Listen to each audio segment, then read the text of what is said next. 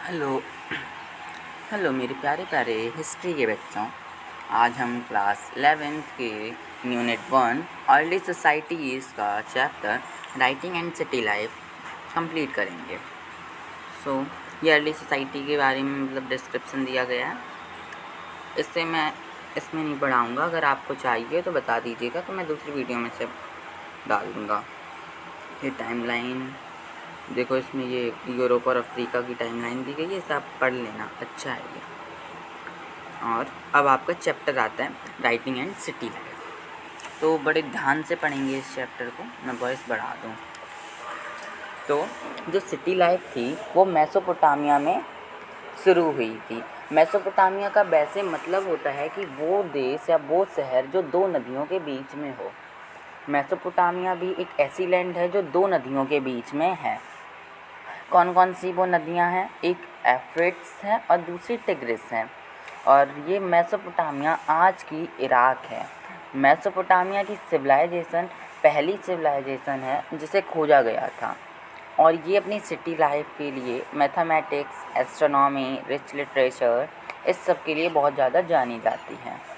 इसका जो writing system था वो ईस्टर्न मेडिटेरियन तक फैला, नदन सारिया और टर्की तक पहुंचा 2000 BC के बाद। ये जो था इनकी एक स्क्रिप्ट थी, क्योंकि इन्होंने ही राइटिंग सिस्टम डेवलप किया उस टाइम पे, और सिटी लाइफ इनके ही यहाँ से निकली थी। तो इनकी एक लैंग्वेज थी और इनका ही एक स्क्रिप्ट था, जो कि हर एक रीजन के एम्पायर यूज़ किया करते थे एक दूसरे को कम्युनिकेट करने के लिए। ठीक है, तो अब इस चैप्टर में हम देखेंगे कि सिटी लाइफ और राइटिंग का क्या कनेक्शन है, और एक सस्टेन्ड ट्रेडिशन जो राइटिंग का था उससे क्या आउटकम निकल के आए। ठीक है, तो अगर रिकॉर्डेड हिस्ट्री की बात करें तो मेसोपोटामिया के साउथ को पहले सुमेर बोला गया और उसके बाद अक्कड़ बोला गया। सुमेर इसलिए क्योंकि वहाँ की जो पहली बोली जाने वाली भाषा थी वो सुमेरियन थी, इसलिए उसे सुमेर बोला गया।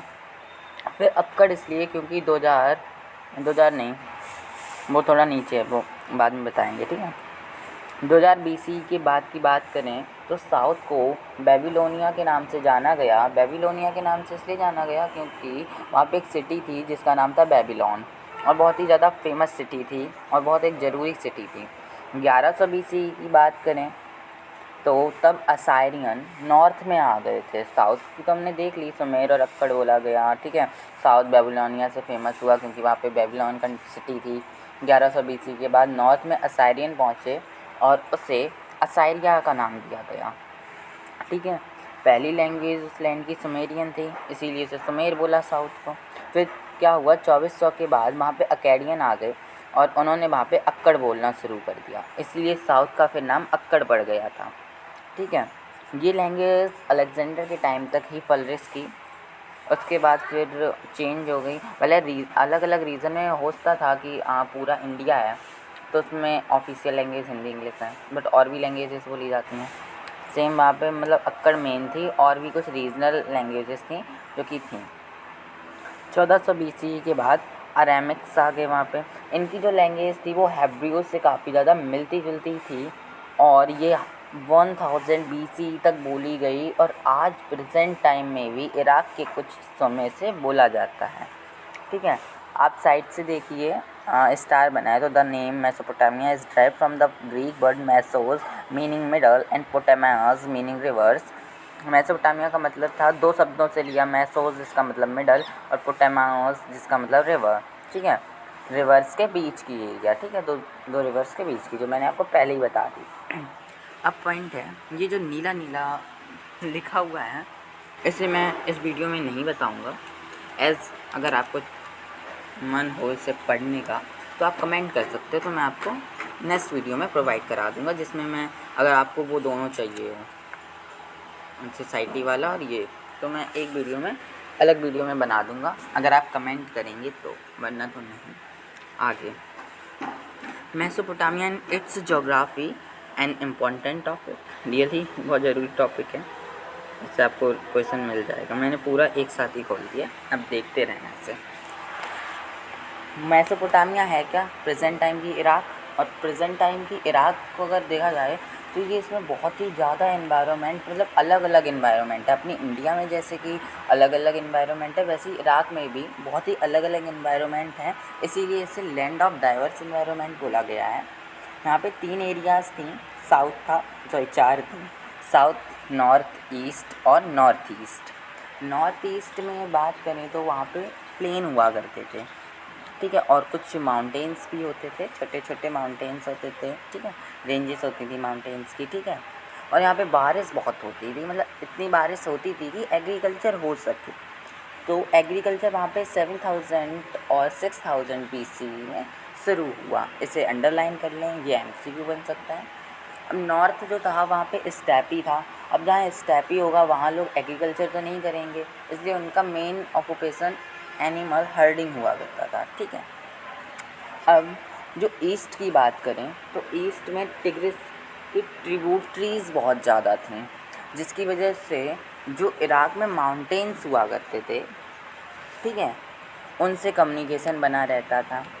साउथ में था डेजर्ट, जहाँ पे सबसे पहले एक सिटी उभर के आई और उसके बाद फिर राइटिंग सिस्टम उभर के आया, ठीक है।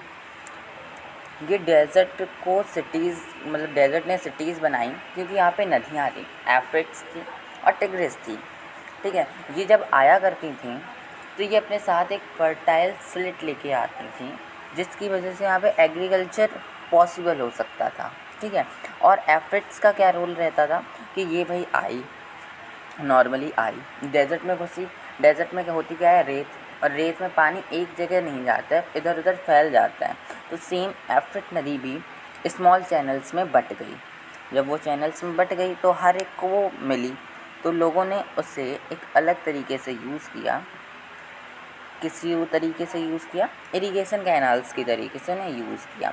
वहाँ पे बारिश सफिशिएंट नहीं होती थी जो एग्रीकल्चर हो सके, बट एफ्रिक्स और टिग्रिस के द्वारा लाने वाली फर्टाइल स्लिट और स्मॉल चैनल ऑफ किसके, एफ्रिक्स के, वहाँ पे एग्रीकल्चर को पॉसिबल करा और बहुत ही अच्छी एग्रीकल्चर उसमें हुई, ठीक है। स्टेपी की वजह से वहाँ पे एनिमल हर्डिंग थी, मतलब बूल वगैरह सब वहाँ पे उन्हें मिल जाता था, मिल्क भी मिलता था, मीट भी मिलता था। फिशेज़ वो रिवर से निकाल लेते थे, ऐसे 2 रिवर्स थी, ठीक है। और गर्मियों में वहाँ पे डेट पाम का फ्रूट भी होता था। एक बात आपके मन में आई होगी कि भाई जो गांव थे वो बहुत ही ज़्यादा अमीर थे, यही एक कारण है कि वहाँ पे सिटीज़ निकल के आई, ऐसा आपको भी लगा होगा, बट ये गलती मत करो, ऐसा नहीं है। सिटी लाइफ क्यों निकल के आई, मतलब सिटीज़ क्यों बनी, इसके फैक्टर्स दूसरे थे और उन फैक्टर्स को हम बाद में डिस्कस करेंगे। अभी पहले हम सिटी लाइफ को ध्यान से पढ़ेंगे।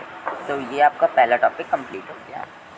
इसमें मैप भी दिया है, देखो मैप में, जिसमें जो रेड लाइन है वो बता रही है southern limit of zone of rain fade agriculture. Mountain जहाँ पे बने हैं वो माउंटेनियस रीजन है, और जबकि जोन ऑफ एग्रीकल्चर प्रोडक्टिविटी जो है वो ग्रीन है और वो बहुत ही कम है। देखो बेबीलोन और टेल अबू सलविक इतनी एरिया में ही हो रहा है, और शायद बगदाद में भी हो रहा है ना। तो अब पढ़ेंगे नेक्स्ट, आ गया सिग्निफिकेंस ऑफ अर्बेनिज्म को पढ़ने से पहले उसके साइड में जो 2 रेड लाइन से एक बॉक्स बना हुआ है उसे देखो। The earliest city in Mesopotamia date back to the bronze age. मतलब जो मेसोपोटामिया के शहर थे ना, वो उन्हें ब्रॉन्ज एज के टाइम पे माना जाता था, और वो भी 3000 BC के टाइम पे। ब्रॉन्ज क्या होता है, 10th क्लास की साइंस में पढ़ा होगा अलॉय में, कि वो एक अलॉय होता है कॉपर और टिन का। ब्रॉन्ज मेटल का मतलब ब्रॉन्ज का यूज़ करके वो लोग काफ़ी सारे टूल्स बनाया करते थे, ठीक है। उसकी मदद से वो कारपेंट्री, बीड, स्टोन सील ये सब किया करते थे। मेसोपोटामिया के वेपन्स भी ब्रॉन्ज के ही होते थे। फॉर एग्जांपल में दिया है the tip of spear that you seen in the illustration of P18 देखो, ठीक है। और उसमें देखो जो स्पेयर दिया है उसकी टिप भी ब्रॉन्ज की ही बनी हुई है, ठीक। ये था कि मेसोपोटामिया में ब्रॉन्ज का यूज़ बहुत होता है, बस और कुछ नहीं था। अब देखो भाई, ये देख क्या लिखा है, शहर और कस्बे जो थे ना उनमें बहुत ज़्यादा पॉपुलेशन नहीं होती थी, परंतु वक्त के साथ हुआ क्या, जब शहर में एक इकोनॉमी डेवलप हो गई, फूड प्रोडक्शन के अलावा शहर में क्या क्या होने लगा, food production, trade, manufacturing, services, ये सब जब शहर की इकनॉमी में होने लगा तो भाई गांव से लोग शहर में भागते हुए आने लगे, क्लस्टर बन गए टाउन्स में। ठीक है, एक चीज़ और थी कि सिटी के जो लोग होते थे वो सेल्फ सफिशिएंट होते थे, क्योंकि शहर में गांव से सारी चीज़ें आया करती थी। ठीक है, अब सारा फूड प्रोडक्शन गांव से शहर में आया करता था, तो एक कंटिन्यूस इंटरेक्शन भी गांव और शहर के लोगों में बना रहता था। अब शहर में क्या था, डिवीज़न ऑफ लेबर था। ठीक है, वहाँ पे काम बटे हुए थे। शहर में क्या होते थे, कार्वर होते थे जिनकी स्पेशलाइजेशन होती थी कि वो सिर्फ कार्विंग करेंगे। उन्हें 3 चीज़ों की ज़रूरत होती थी, चारकोल की और ब्रॉन्ज मेटल की, मतलब ब्रॉन्ज के टूल बनाने के लिए भाई उन्हें स्टोन चाहिए होता था, और उन्हें सील बनाने के लिए भी स्टोन चाहिए होता था। तो ये सब चीज़ें ट्रेडर्स लाया करते थे एक प्लेस पे, और वहाँ से कार्वर ले जाया करते थे।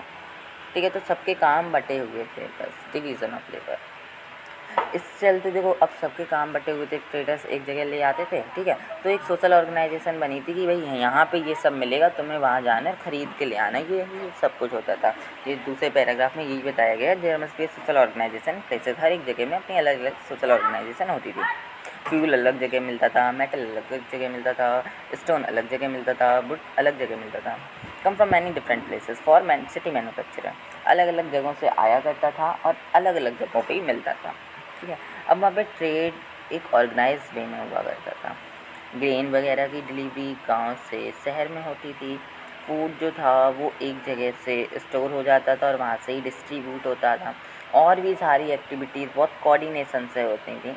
ठीक है, there must be not only stone ही नहीं, ब्रॉन्ज टूल्स भी और पॉट्स भी, जिससे कि सील कटर्स काट सकें चीज़ों को। ठीक है, इस सिस्टम में लोग जो थे वो कमांड्स को ऑबे किया करते थे, और जो अर्बन इकनॉमी थी ना, उसे रिटन रिकॉर्ड्स की भी ज़रूरत पड़ी, जिसके कारण राइटिंग स्किल्स स्टार्ट नहीं होंगी।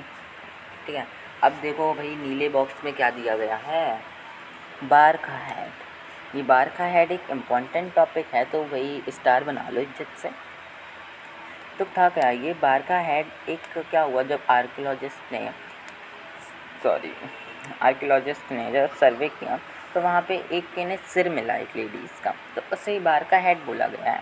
और ये बहुत ही अच्छा था, बहुत ही खास था। तो देखो क्या क्या था, जो भाई औरत का सिर था ना सिर नहीं, मतलब जो चेहरा, मतलब उसका जो हेड था वो वाइट मार्बल का बना हुआ था वो फेस। ठीक है, और ये 3000 BC से पहले का बना हुआ था, और ये उरुक में मिला था।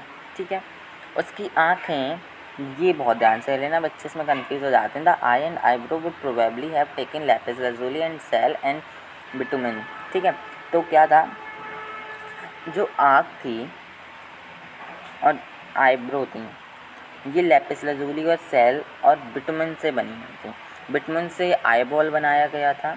ठीक है, आईब्रो और आइज़ जो थी वो, मतलब सेल जो था वाइट, वो आँख के वाइट एरिया के लिए लिया गया था, और लैपिस lazuli आईब्रो के लिए लिया गया होगा। There is a groove along the top of the